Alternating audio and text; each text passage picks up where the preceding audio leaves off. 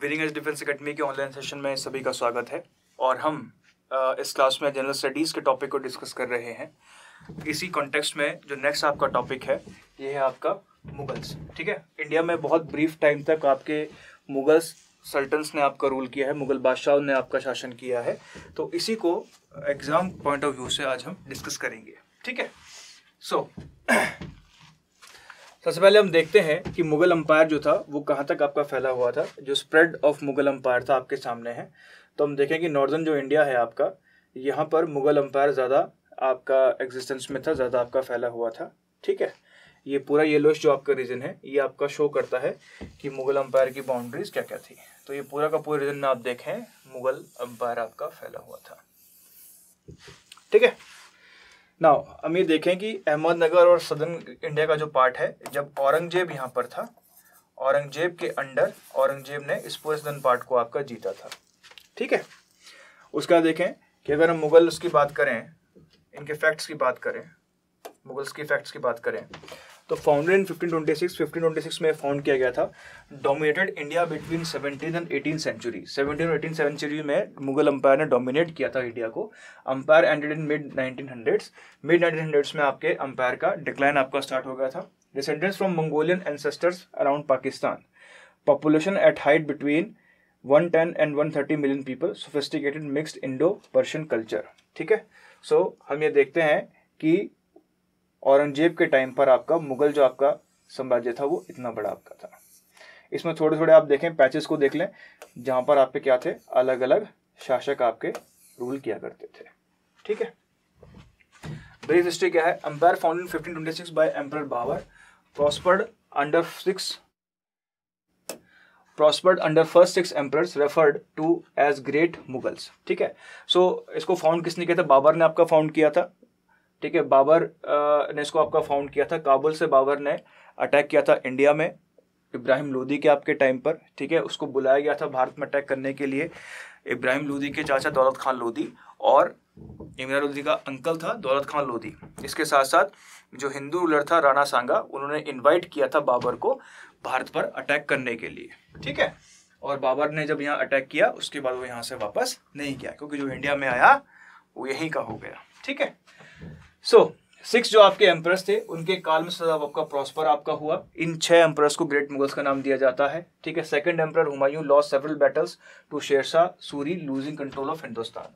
सो जैसे कि हमने पढ़ा था, शेरशाह सूरी का एक लेक्चर और है, आप प्लीज उसको देख लीजिएगा। हमने उसमें ब्रीफ जो कॉन्फ्लिक्ट है between Suris dynasty and Mughal dynasty उसको हमने डिस्कस किया है, जिसमें हम देखेंगे Sher Shah Suri defeated Humayun 2 time in the battle of Kannauj and in the battle of Chausa. ठीक है, तो ब्रीफ पीरियड के लिए आपका जो शेरशाह सूरी थे उन्होंने मुगल्स को इंडिया से बाहर भगा दिया था। थर्ड एम्परर अकबर, ठीक है, regained control of Hindustan, greatest Mughal ruler. तो ग्रेटेस्ट मुगल रूलर जो है वो कौन है? अकबर है। फिफ्थ रूलर जो था अंडर शाहजहां, जिन्होंने ताजमहल आपका बनाया था। Umpire declined under sixth emperor. Sixth emperor के अंदर क्या हुआ आपके?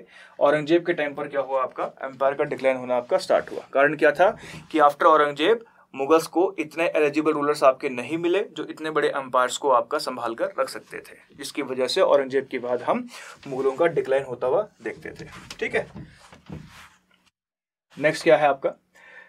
Influence on India. इंडिया पर इनका इन्फ्लुएंस कैसा पड़ा, इसको भी देख लेते हैं कि किस तरह इन्होंने इंडिया को इन्फ्लुएंस आपका किया। ठीक है, ये गुरु गोविंद सिंह है आपके सामने स्क्रीन पर। इनके भी बहुत सारे कॉन्फ्लिक्ट आपके होते रहे, किनके साथ? मुगलों के साथ। ठीक है, तो सेंट्रलाइज गवर्नमेंट सिस्टम जो था वो मुगलों की ही देन है भारत में। पर्शियन आर्ट और कल्चर, यानी कि भारत और पर्शियन आर्ट का मिक्सचर आपका हुआ, नेटिव इंडियन आर्ट का हुआ। New trade routes with Arabs and Turks.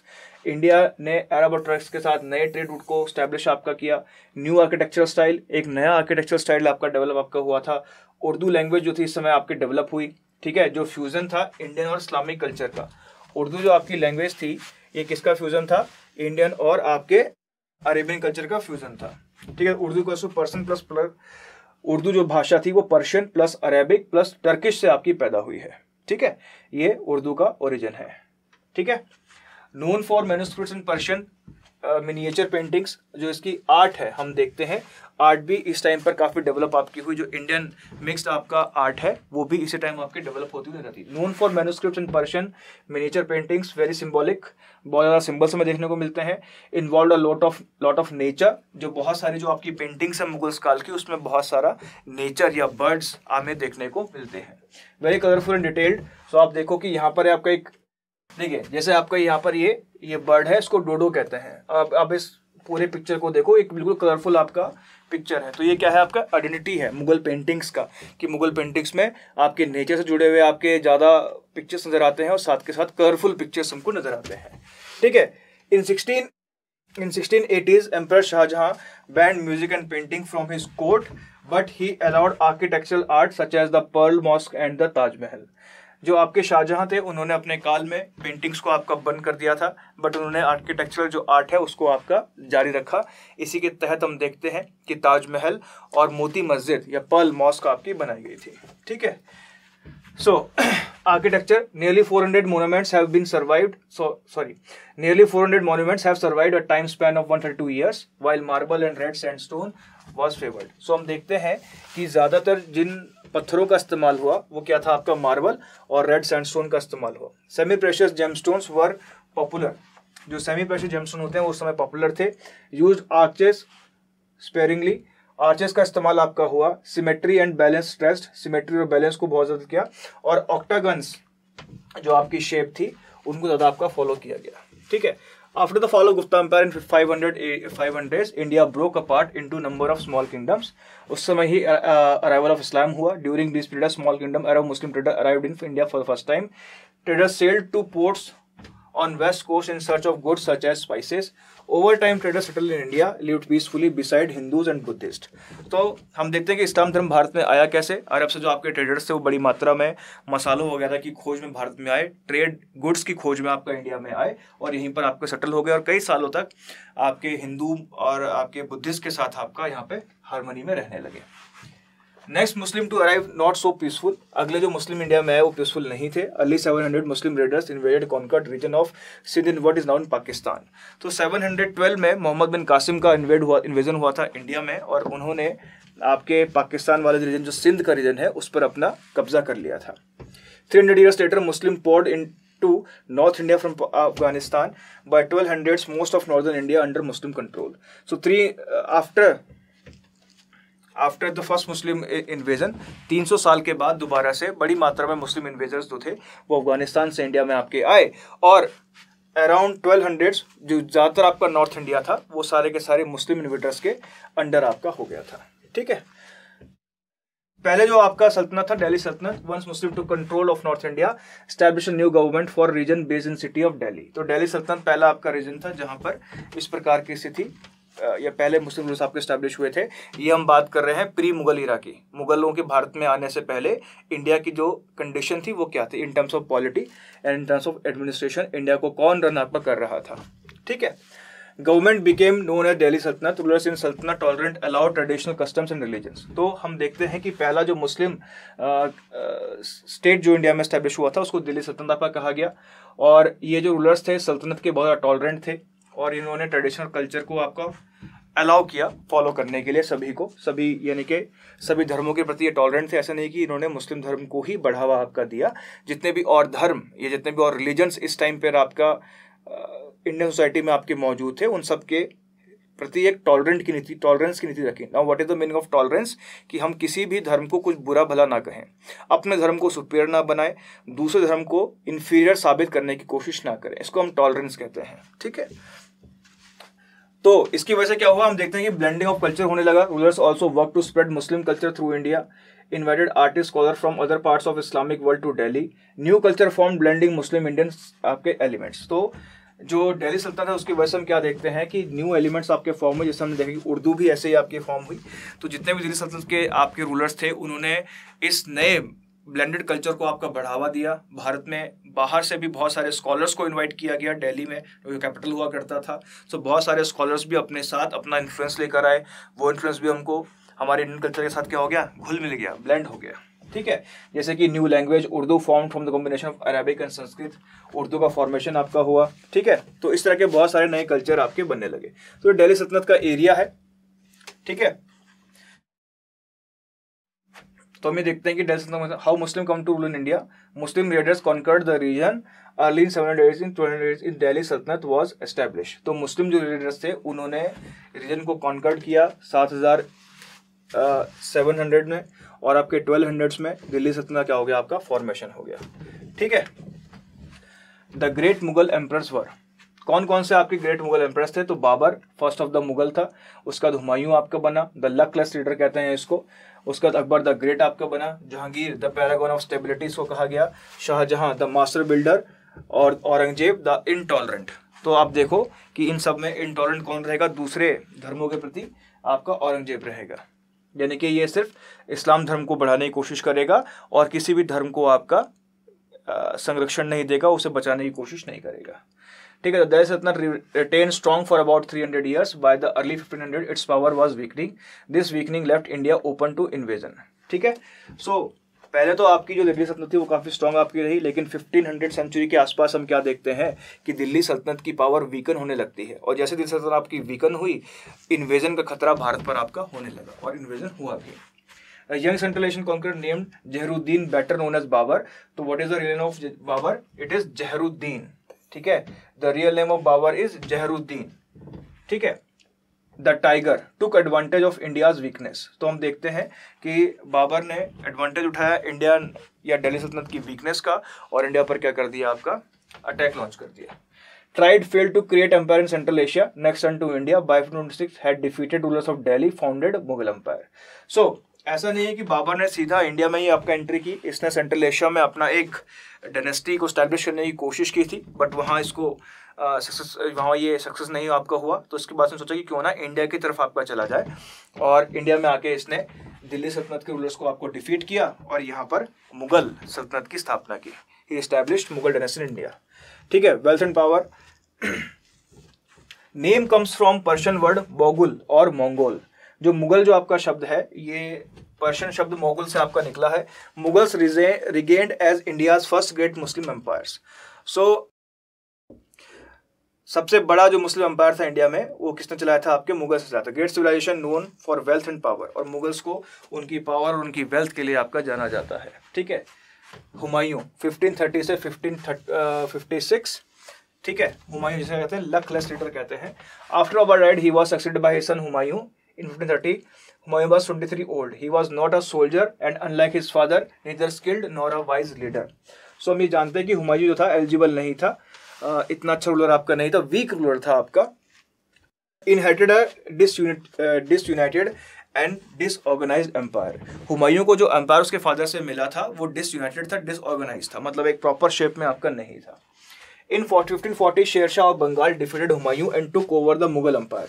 The empire was lost from 1540 to 1545. ठीक है, 1540 से 1545 तक हुमायूं या मुगल एम्पायर क्या रहा? आपका लॉस रहा। हुमायूं को शेरशाह सूरी ने आपका बाहर भगा दिया।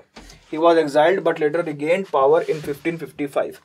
हुमायूं को बाहर भगा दिया गया, बट 1555 में हुमायूं वापस आता है और अपना साम्राज्य को दोबारा प्राप्त करने के लिए युद्ध करता है, लड़ाई करता है। ठीक है, Humayun died in 1556 after falling down the steps of his library. He was known as the luckless one. ठीक है, सो हुमायूं को luckless one इसलिए कहते हैं क्योंकि जैसे इसको पावर मिला, शेरशाह सूरी ने इसको डिफीट कर दिया, भगा दिया। फिर इसने दोबारा से पावर गेन की तो उसके बाद ये सीढ़ी से गिरकर मर गया। ठीक है, इसलिए इसको क्या कहते हैं? लकलेस लीडर कहते हैं। जितनी बार इसको लक मिला, भाग्य मिला, उतनी बार इसके साथ कुछ ना कुछ बुरा हुआ। ठीक है, उसका नेक्स्ट जो है अकबर द ग्रेट। ये बाबर का ग्रैंडसन था। Babur died shortly after conquest of India of organizing what he conquered fell to descendants. Akbar took throne at 13 but became greatest of all Mughal rulers. Realized India had diverse population which could lead to breakdown of empire. Did everything he could to win people's loyalty. Akbar married daughter of local noble to win noble support. Brought sons of other nobles to live at court. Did not hesitate to fight to prevent rebellion. Akbar died at time Mughals ruled most of North India, much of interior. So हम देखते हैं कि अकबर ये जानता था कि India जो है एक डाइवर्स कम्युनिटी है, और डाइवर्स कम्युनिटी में आपका ये बहुत ज़रूरी है कि आपका सौहार्द बना रहे। है ना, हार्मनी पीस आपकी बनी रहे। तो इसने ये सारे के सारे मेजर्स आपके अपनाए जिसकी वजह से ये हार्मनी और पीस बचा कर रख सकता था। अकबर की एक पॉलिसी बहुत पूछी जाती है एग्जाम में, और ये पॉलिसी जो है बच्चों ये आपने याद रखनी है, ठीक है। इस पॉलिसी का नाम है सुलह ए कुल। सुलह ए कुल, ये पॉलिसी आपको हमेशा याद रखनी है। सुलह कुल का मतलब होता है harmony between all the section of the society. सुलह अकुल, ठीक है, सभी कुलों के बीच में क्या रहे, सुलह रहे, सभी आपके सेक्शंस के बीच में, कास्ट के बीच में क्या रहे, आपके हार्मनी रहे। तो इसकी कोशिश किसने की थी, आपके अकबर ने की थी, ठीक है। क्वेश्चन आपसे एग्जाम में आता है कि which Mughal emperor introduce the policy of सुलह अकुल। तो सुलह अकुल किसने इंट्रोड्यूस किया था, आपका अकबर ने। 13 ईयर्स की एज में ये आपका शासक आपका बन गया था, और अकबर ने मैरिड की आपकी लोकल नोबल की डॉटर से, जिसकी वजह से नोबल का सपोर्ट उसको मिला। नोबल के बच्चों को वो आपके दरबार में लेके आया, उनको हाई पोस्ट या रैंक्स वगैरह आपके दिए, जिसकी वजह से नोबल्स का भरोसा अकबर पे आपका रहा। 1605 में अकबर की आपकी डेथ हुई, और उस टाइम पर मुगल जो थे वो नॉर्थ इंडिया को रूल किया करते थे, ठीक है। अकबर्स अचीवमेंट, तो अकबर वर्कड टू, पहला है religious tolerance. Akbar worked to unify diverse empire by promoting religious tolerance, held that no one religion could provide all answer to life problems, did not want to discourage people from practicing any religion, discriminate against anyone for their beliefs। तो जैसे मैंने आपसे कहा सुलह कुल का ही ये पूरा policy है। रिफॉर्म्स क्या किए, abolish taxes placed on non Muslims by earlier rulers. तो जितने भी टैक्सेस नॉन मुस्लिम्स पर लगाए जाते थे उस समय, उनको अबॉलिश किया। Appointed Hindus in several influential position in the government, उसने हिंदूज की अपॉइंटमेंट आपकी की। Encourage discussion debates among Muslim Hindus Christian people of other religion.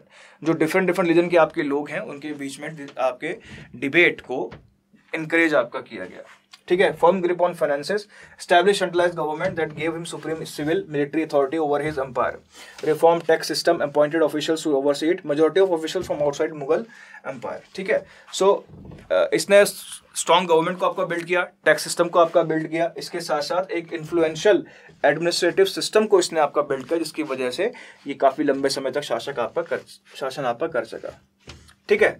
अब Mughal empire of India, Akbar united Indian territory north of Vindhyan ranges under one empire. His rule is noted for many reforms including the abolition of slavery and the development of trade. He was a patron of the arts and encouraged the development of science. Although himself a Muslim, his tolerance to non-Muslim in his empire was remarkable.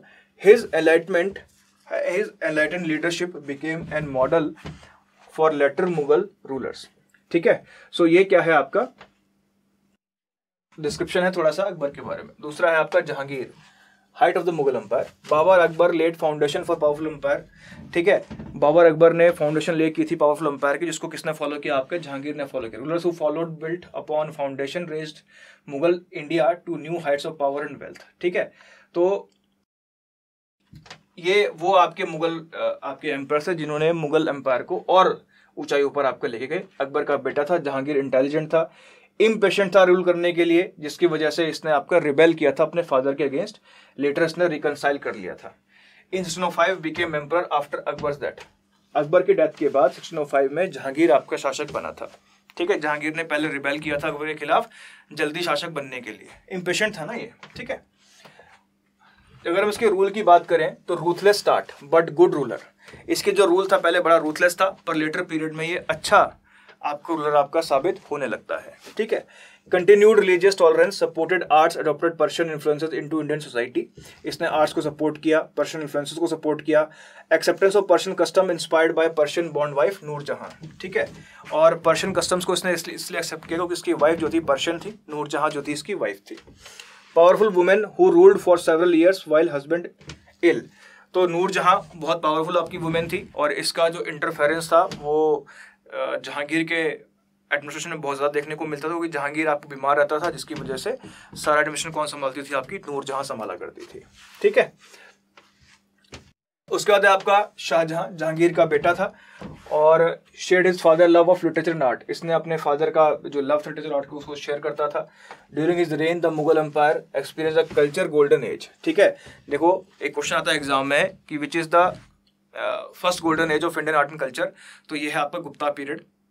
और second golden age of Indian art and culture तो कौन सा आपका शाहजहां का period है। ठीक है, तो ताजमहल इसके द्वारा बनाया गया था। ठीक है, और जो पर्शियन आपके आर्किटेक्ट्स थे वो इसके टाइम पे बहुत ज़्यादा आपके यूज़ किए जाते थे। Symbol of Mughal majesty, Shah Jahan also build a new capital for India Delhi. Delhi को एक नई कैपिटल के रूप में शाहजहां ने आपका स्टैब्लिश किया था। ध्यान रखना है मुगलों की कैपिटल जो थी आगरा हुआ करती थी। मुगल्स की जो कैपिटल थी वो कहाँ थी, आगरा में थी। दिल्ली कौन लेकर आया था, शाहजहां लेकर आया था। ठीक है, at heart chamber the held magnificent peacock throne, peacock throne भी इसके द्वारा बनाया गया था। Flanked by 2 sculpted peacock encrusted with gold, diamonds, emeralds, other gems. ठीक है, तो पीकॉक थ्रोन, ताजमहल, ठीक है, ये सब किसने बनवाए थे, आपके शाहजहां ने बनाए थे। नादिर शाह ने अटैक किया था मुगल एम्पायर पर, और नादिर शाह ये पीकॉक थ्रोन और कोहिनूर डायमंड यहाँ से उठाकर ले गया था ईरान में। ठीक है, ठीक है, तो ये आपका ताजमहल है और ये इसकी वाइफ मुमताज महल है। ठीक है, टैक्सेस वगैरह, Shah Jahan impose heavy taxes on people, demanded half of all crops grown in the country, led to hardship famine for many. तो शाहजहां ने क्या किया था, भले ही इसने बहुत सारे मॉन्यूमेंट्स आपके बनाए थे, पर इस मॉन्यूमेंट का एक जो बैड पार्ट है वो है कि इसके लिए पैसे इसने सारे पब्लिक से वसूले थे। इसने टैक्सेस, हैवी टैक्सेस इम्पोज किए थे, और जो भी क्रॉप्स पैदा होती थी उसका हाफ ये डिमांड करता था कि आधा किसको देना चाहिए, शासक को देना चाहिए। Series of war against India's neighbour also led to Shah Jahan need for money, और बहुत सारी इसने लड़ाइयाँ की अपने अगल बगल शासकों से, क्योंकि शाहजहां को पैसों की जरूरत थी। Many wars fought in the name of Islam against Christians and Hindu, बहुत सारी लड़ाइयाँ जो थी वो इस्लाम के नाम पे क्रिश्चियन और हिंदू से आपकी लड़ी गई। Unlike father, grandfather Shah Jahan was Muslim who did not practise religious tolerance. तो अपने फादर और अपने ग्रैंडफादर की तरह शाहजहां ने रिलीजियस टॉलरेंस को प्रैक्टिस नहीं किया। ठीक है, उसके बाद है औरंगजेब। ठीक है, 1657 में औरंगजेब बहुत ज़्यादा बीमार आपका हो गया था, और son begins to manoeuvre to take throne. और औरंगजेब के शाहजहां के जो 4 बेटे थे, शुजा, मुराद, औरंगजेब और Dara Shikoh. There are 4 sons of Shah Jahan, mainly 4 थे जो थ्रोन के लिए आपके एलिजिबल थे। ये थे शुजा, मुराद, आपका औरंगजेब और दारा शिको। शाहजहां चाहता था कि उसका बड़ा बेटा दारा शिको रूलर बने, पर औरंगजेब पावर को हथियाना चाहता था। ठीक है, जिसकी वजह से जब शाहजहां बीमार आपका हुआ तो औरंगजेब ने गद्दी हत्या ली और अपने सारे भाइयों की हत्या कर दी। ठीक है, Shah Jahan unexpected recovered but soon Aurangzeb captured him after locking father in prison, killed all rivals, bought head of brother in box to show father, then declared himself emperor. Early in reign, concerned with expanding India's border, empire reached greatest size at his time. Later, Aurangzeb turned more to domestic affairs. तो हम देखते हैं कि औरंगजेब के time पर सबसे ज़्यादा मुगल साम्राज्य का स्प्रेड आपका हुआ था, मुगल डायनेस्टीज का स्प्रेड आपका हुआ था। इसने अपने भाई को मारा, जैसे आप इसमें देख सकते हैं कि अपने भाई का सिर इसने अपने पिता को दिखाया, शाहजहां को दिखाया। ठीक है, और अगर हम डोमेस्टिक अफेयर की बात करें, ठीक है, तो जैसे मैंने आपसे कहा था कि इनटॉलरेंट आपका लीडर था और इसने रिलीजियस व्यूज सोसाइटी पर थोपने की कोशिश की। Issued strict decrease about morality, personal behaviour, और ये इसने इस्लाम के आधार पर ही आपका किया था कि जो स्ट्रिक्ट कोड्स इसने आपके डेवलप किए थे कि सोसाइटी में कोई इंसान किस तरह आपका रहे। Crushing protesters, crowds of Shia Sufi Muslim gathered to protest actions, Aurangzeb order soldiers mountain elephant to crush them. ठीक है, तो शिया और सुन्नी लोग जैसे प्रोटेस्ट करने के लिए आपके पहुंचे थे तो औरंगजेब ने आपका आदेश दिया कि इन सबको खाती से कुचल दो। ठीक है, तो इस तरह प्रोटेस्टर्स को ये क्रश कर दिया करता था। ठीक है, उनकी कोई भी डिमांड को एंटरटेन नहीं किया करता था, उनको प्रॉपर डिमोलिश कर दिया करता था। रिलीजियस प्रोसिक्यूशन, इसने बहुत सारे हिंदूज और सिखों की हत्या भी कराई। इसके अलावा और उन पर टैक्स आपके लगाए। Forbade them high position in the government, पर एक चीज ध्यान रखेंगे कि भले ही हाई पोजीशंस गवर्नमेंट में ना मिले हिंदूज को, पर सबसे ज्यादा हिंदूज जो थे वो इसी के टाइम पीरियड में थे। सबसे ज्यादा हिंदूज जो मुगल काल में आपके एम्प्लॉयड थे या मुगल दरबार में एम्प्लॉयड थे, उनका नंबर सबसे ज्यादा किसके टाइम पर था, औरंगजेब के टाइम पर था। तो क्वेश्चन आ सकता है कि सबसे ज्यादा हिंदूज किसके टाइम पे एम्प्लॉयड थे, तो किसके टाइम पे एम्प्लॉयड थे, आपके औरंगजेब के टाइम पे एम्प्लॉयड थे। डिस्ट्रॉयड देयर टेम्पल्स, मंदिरों को तोड़ा इसने, औरंगजेब ने बहुत सारे मंदिरों को आपका तोड़ा था। God of all, restrictions, persecution led many to rebel, one road god is the god of all mankind, not the god of Muslim alone. तो हम ये देखते हैं कि इस समय इसने बहुत ज़्यादा रिलीजियस प्रोसिक्यूशंस आप पे किए थे, आपकी धार्मिक हत्याएं आप पे की थी, इसकी वजह से कि एक ने लिखा था कि भगवान सबका है, भगवान केवल मुस्लिमों का नहीं है। ठीक है, तो ये उसके टाइम पीरियड का है। ठीक है, डिक्लाइन ऑफ मुगल कैसे हुआ, मुगलों का डिक्लाइन आपका कैसे हुआ। ठीक है, तो मुगलों, क्योंकि औरंगजेब का रूल इतना ज़्यादा आपका हार्ड था, इतना ज़्यादा आपका स्ट्रिक्ट था, तो ये कॉमन सी बात है कि इसके टाइम पीरियड में बहुत सारे सिविल वॉर होंगे ही, लोग इसके खिलाफ प्रोटेस्ट आप पे करेंगे ही। तो एक बड़ा कारण क्या था, आपका सिविल वॉर था। सिविल वॉर आपके स्टार्ट हो गए थे इसके टाइम पीरियड में। ठीक है, और हम देखें कि इसके टाइम पे जाट्स ने आपका रिवेल किया था, जाट्स ने आपका विद्रोह कर दिया था, और बुंदेलाज ने आपका विद्रोह कर दिया था, राजपूत ने आपका विद्रोह कर दिया था।